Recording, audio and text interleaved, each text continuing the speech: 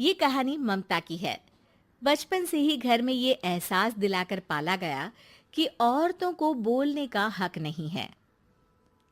अरे ममता, जरा जल्दी जल्दी हाथ चलाओ। रोज ऑफिस में देर पहुंचता हूँ तुम्हारे कारण। लेकिन आपका सारा खाना पैक और तैयार भी है। अरे जबान जितनी चलाती हो उतना अगर हाथ चलाती ना तो शायद घर को अच्छे से मैनेज कर पाती।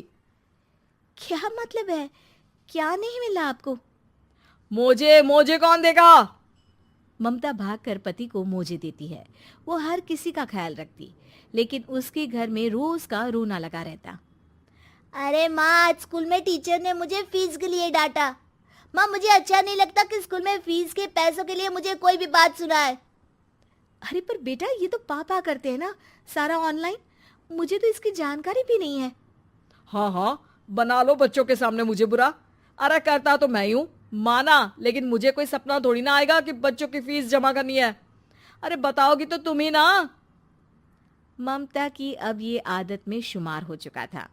वो हमेशा हर बात के लिए खुद को ही दोषी मानती। एक दिन वो पड़ोस की दोस्त से कहती है, समझ नहीं आता यार, मैं इतनी डम कैसे हो सकती हूँ। बात तो सही भी है ना। अब पति बेचारा नौकरी करे, पैसे कमाए, या फिर ये देखे कि बच्चों की फीस का वक्त है। क्या करूँ यार। पता नहीं, मेरे पति तो सारा काम खुद ही करते हैं।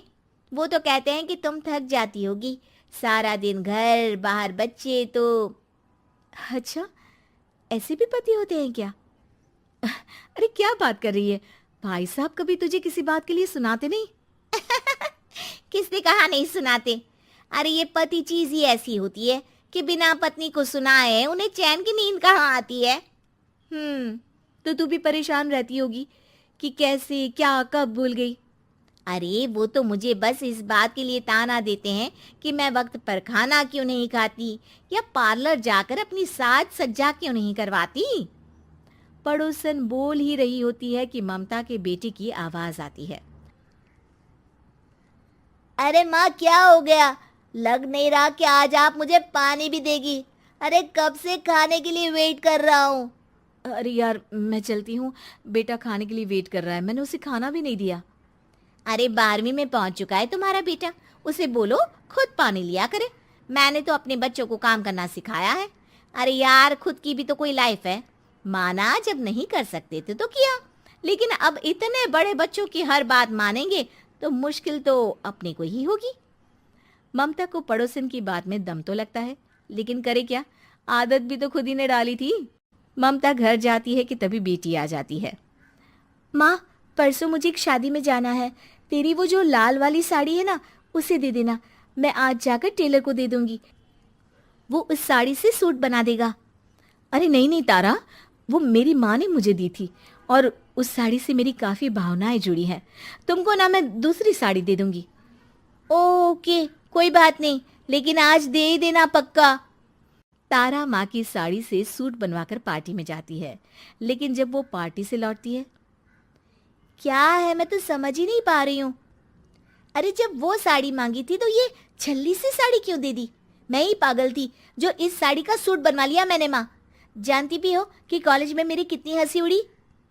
तभी वहां ममता का पति सुनील आ जाता है। अरे गवार औरत, जब बेटी साड़ी मांग रही थी तो दे देती ना। अरे पापा, इनके तो इमोशंस जुड़े थे उस साड़ी से। ममता इतने सब के बाद भी कुछ नहीं बोलती। मेरी बेटी की बेइज्जती हो गई, मैं बिल्कुल बर्दाश्त नहीं कर सकता ये। मैं नहीं चाहता कि मेरी बेटी से कोई भी ज्यादा सुंदर लगे पूरे कॉलेज में। जी, वो पढ़ने में तारा बिल्कुल अच्छी नहीं है, उसकी पढ़ाई पर आप ध्यान दीजिए ना। अच्छा, अब तुम मुझे बताओगी कि मुझे किस पर ध्यान देना और किस पर नहीं। रमेश जैसा ही ये वाक्य पूरा करता है, ममता की बेटी और पति उस पर जोर जोर से हंसते हैं। अरे ठीक है ना, पता ही नहीं चला कि कैसे वक्त इतना बीत गया। अरे कैसे पता चलेगा माँ, हम लोगों के पीछे जो तू बैताल की तरह चिपकी रहती थी, तुझे कैसे वक्त का पता चलता? ममता को पहले सास ससुर, फिर पति और बच्चों की तरफ से इस तरीके की बातें सुनकर उसका मन बहुत दुखी रहता था। एक दिन, सुनो ना, बहुत दिनों से कमर के नीचे बहुत दर्द रहता है। कल मैंने देखा तो एक फोड़ा था। अरे ममता, एक बार अपने पति से बात करो, वो तुम्हारा फोड़ा डॉक्टर को दिखा देंगे। अरे नहीं नहीं, वो तो गुस्सा हो जाएंगे। अरे क्यों गुस्सा हो जाएंगे? तुमको दर्द है? हाँ, लेकिन वो यही बोलेंगे कि ऑफिस जाऊं या फिर तुम्हें लेकर डॉक्टर के पास। तो बेटे से ही बात कर ले। अरे वो तो मैं कर लूं, लेकिन फोड़ा है ऐसी जगह कि उसे बताते मुझे शर्म आएगी। लेकिन कुछ ना कुछ तो करना जरूरी है ना। ऐसे कब तक फोड़े के दर्द से तड़पती रहेगी? अब तो सोच रही हूँ कि इनसे बात कर ही लूं, वरना दर्द के मारे कहीं मर ना जाऊं। लेकिन शाम को, ममता, क्या किया तुमने आज? खाने के डिब्बे में कैसा खाना दिया था? दाल खराब हो गई थी। कब की थी? दाल तो मैंने सुबह ही बनाई थी, खराब कैसे हो गई? अच्छा सुनिए ना, मुझे कहना है कि अरे गरम दाल बंद करोगी तो ऐसा ही होगा ना। बेइज्जती हो गई सबके सामने मेरी। ऑफिस वालों ने ऐसा मजाक उड़ाया कि क्या बोलूं।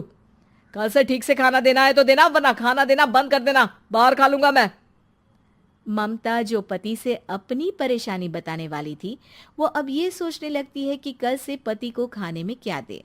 अगले दिन ममता थकी थकी सी हालत में, आप लोगों के लिए नाश्ता बना दिया है, खाना बनाने की हिम्मत नहीं है आज तो। रात भर सोकर थक गई है ना, इसीलिए तो खाना नहीं बना सकती। हिम्मत नहीं हो रही है, मैं बस सोने जा रही हूँ। बस मैडम को सोने का बोल दो, फिर देखो कैसे सोती रहती है। माँ, फिर वही पराठा सब्जी। अरे हमारे साथ के दोस्त एक से बढ़कर एक नाश्ता खाना लेकर आते हैं, आप तो बस। सभी घर से निकल जाते हैं, लेकिन जब शाम को बेटा घर आता है तो घर में अंधेरा रहता है। बेटा लाइट चलाता है।